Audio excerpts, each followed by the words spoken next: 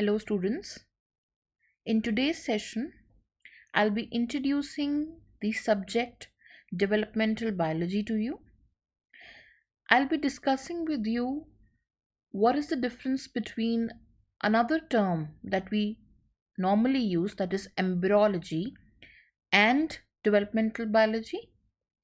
I'll be discussing the objectives of developmental biology, the subfields of embryology, and then the phases of embryonic development. So we'll be focusing on what all encompasses developmental biology and basically how we study it. I have divided my presentation into 6 topics. First, what is development? Then what are developmental periods? Third, what is the objectives of developmental biology? Fourth, what is embryology? Fifth, what is ontogeny? And then I'll be discussing phases of embryonic development.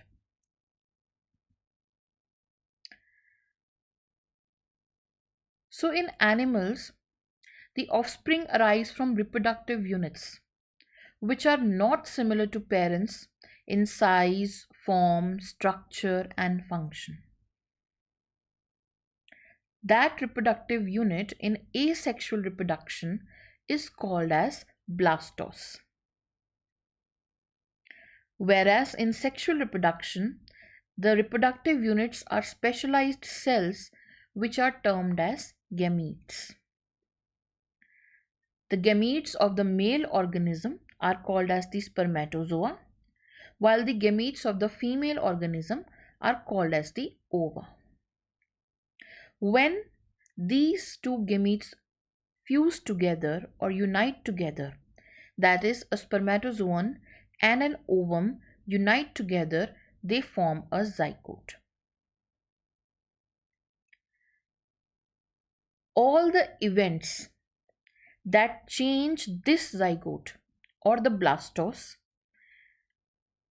into a fully formed adult are called as development. So all the changes, all the events where we go from the zygote up to the adult or from the blastose up to the adult are called as development. And the study of these processes or orderly changes in the structure and the physiology or functioning of the organism during their entire life history, from zygote or blastose up till death, that study is called as developmental biology.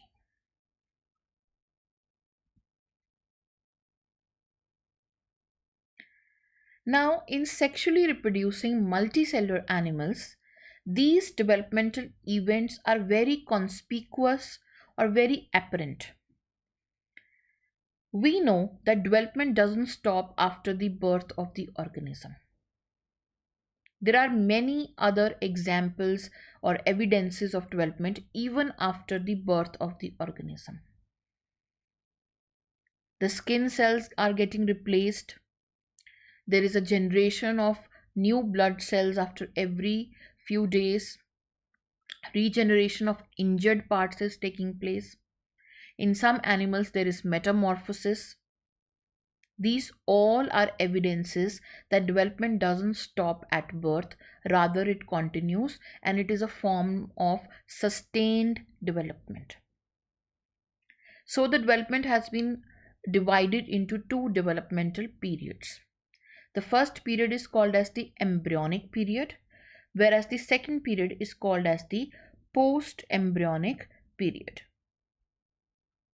So this is the embryonic period and the post-embryonic period. If we look at the embryonic period, it is also called as the prenatal period. Natal means birth. So the period that is passed in the egg or the mother's womb, which includes events right from the fertilization till the time of birth or hatching. That period is called as the embryonic period, and the study of those events is called as embryology. So embryology is only a part of developmental biology. Now, how do we define an embryo? The developmental stage of an animal which is passed in the egg or mother's womb is termed as the embryo. And the formation of the embryo from the single celled zygote is called as embryogenesis. Genesis is formation. Now there is another term that we use mostly which is called as the fetus. This term is mostly used in term of mammals. So in mammals, the embryo at the time when it achieves the main features or the critical features of the adult form is called as a fetus. So when the embryo reaches a particular stage, when it is having all the adult structures in it, though in minute form, is called as a fetus. In case of humans, the embryo at 9 weeks of the gestation period, or it is 11 weeks after fertilization. It is one and the same thing. 9 weeks of pregnancy or gestation period, or 11 weeks after fertilization between the sperm and the egg. That embryo having all the critically important structures is called as the fetus. The second part of the developmental period is the post-embryonic period or the postnatal period. It is the part of the life history after hatching or birth, and it goes up to the death of the animal. It will obviously include two kinds of changes. First is the progressive changes. Now, what are the progressive changes? The changes that are building up, that are creating up till the formation of the adult, which is at its reproductive age or it is ready for reproduction. Those are the progressive changes. And then it also includes the degenerative changes. The degenerative changes is where it ultimately leads to old age and death. So all of this in the post-embryonic and the postnatal period. So developmental period is divided into the embryonic period and the post-embryonic period. Now, what are the objectives of developmental biology? Developmental biology asks two major important questions. First is how cellular diversity and order within each generation is generated. That is, how a fertilized egg gives rise to an adult. So, how different kinds of cells are formed, how in each generation some part of the cells, some part of the move through the inheritance from one generation to another. And second question is how continuity of life is maintained from one generation to another. That means how does one adult body produces the another adult body. So how that continuity is maintained. These two questions include 6 smaller questions. The questions are the question of differentiation, morphogenesis, the question of growth, the question of reproduction, the question of evolution, and the question of environmental integration. Now let us look at these questions one by one. First of all, the question of differentiation. It includes how cellular diversity is generated, how a single cell, a single type of cell gives rise to 100 different types of cell types, like muscle cells, skin cells, epidermal cells, neural cells, island cells, fat cells, and so on. How can the fertilized egg generate so many different cell types, and how the same genetic information in each cell produces different types of cells? That is the question of differentiation. The second question is morphogenesis. Morpho means form. So how the different cells are distributed. The distribution is not random. They are not randomly distributed. They are organized specifically into tissues and organs. The cells divide, they migrate, they die, tissues are formed, they fold and separate, organs are formed, they are arranged in an ordered way. So, this creation of an ordered structure is called as morphogenesis. The second question is how the cells form this ordered structure. The next question developmental biology answers is the question of growth. How do our cells know when to stop dividing? For example, both our arms are generally the same size on both the sides. So, how the cell division is so tightly regulated that, as we say that we are bilaterally symmetrical, our left sides are almost mirror images of our right sides. So, how is this generated? Next is the question of reproduction. Now, the gametes are specialized cells that can transmit instructions for making an organism from one generation to another. So, basically, one adult body can generate another adult body with the help of the gametes. Now, how these gametes or these cells are set apart? What are the instructions in their nucleus and cytoplasm that allow them to function this way, and how? The next question is evolution. What are the inherited changes in development? How do these changes create new body forms? Which heritable changes are possible given the constraints imposed by the necessity of the organism to survive as it develops? So the changes cannot be that big that the organism is unable to survive. So how those changes take place in development, which lead to evolution. The last question that it answers is the question of environmental integration. How development is influenced by environment. The environment that surrounds the embryo or the larvae. How the development of an organism is integrated with its habitat. And are there some chemicals present in its surroundings, in its environment, that can alter the development of the embryo? So all of these questions are answered by developmental biology.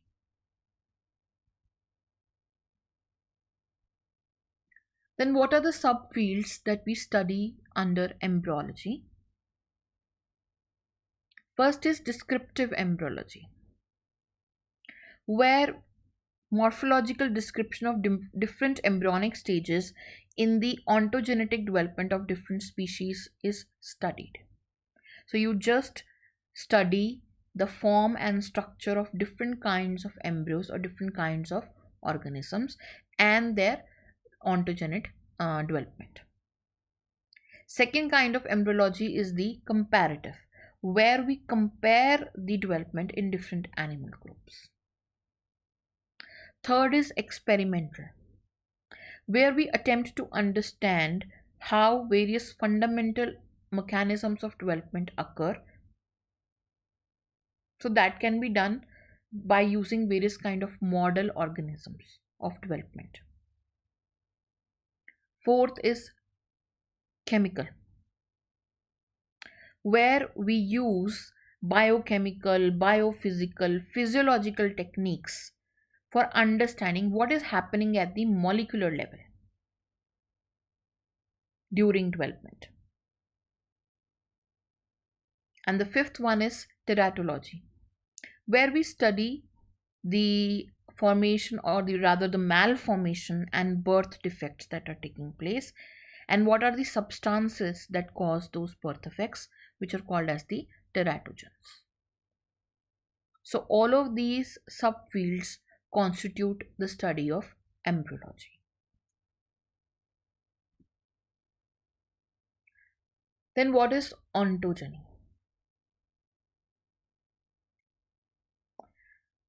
The developmental events of an animal from the zygote or blastose to the adult stage is also called its life history or ontogeny.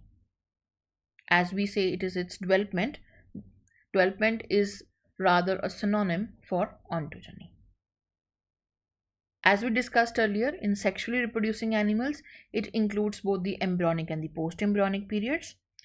In asexually reproducing animals, it includes the formation of blastose and its development into an adult animal. And so the term, because of the formation of blastose, it is called as blastogenesis. So ontogeny is of two types. If we study the embryo, it is the embryogenetic in sexually reproducing animals, and in asexually reproducing animals, because we are studying the development of the blastose, it is called as blastogenetic ontogeny.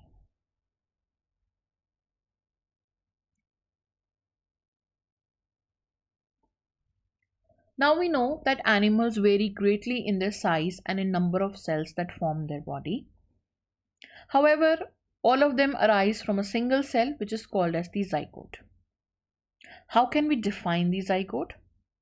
It is a eukaryotic cell formed by the fertilization event between two gametes.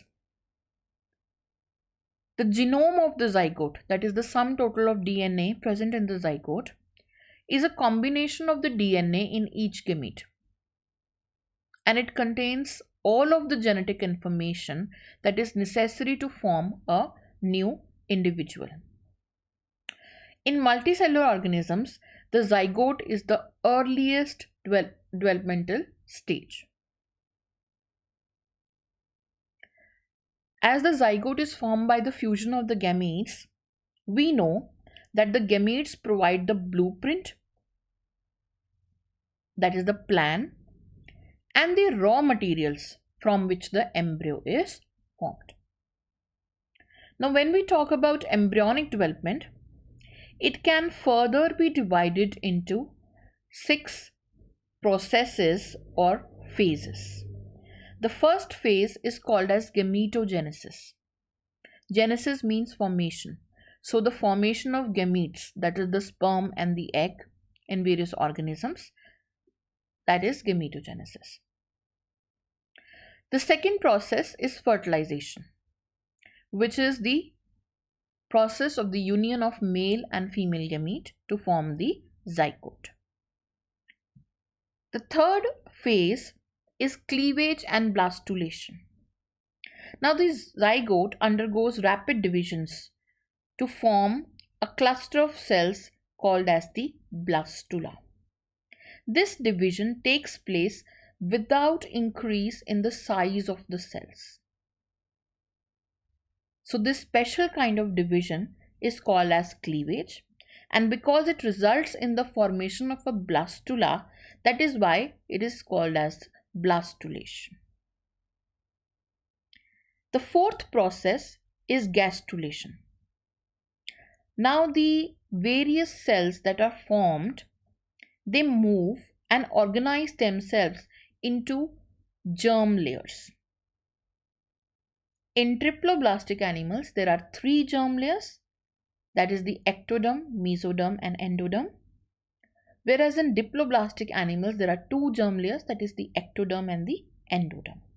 And when the embryo has these germ layers, then it is termed as the gastrula, and that is why this process is called as gastrulation.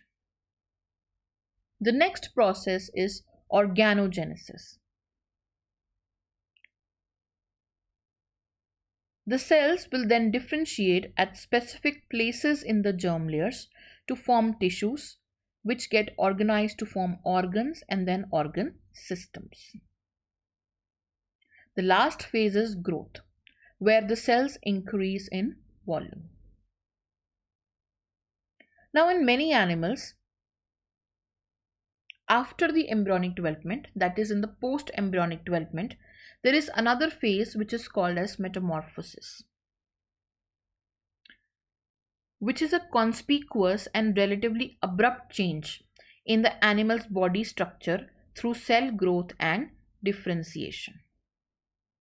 And this occurs after birth or hatching. Metamorphosis can be easily seen in insects, where the egg changes into the larva, which then changes into the pupa and then into the adult.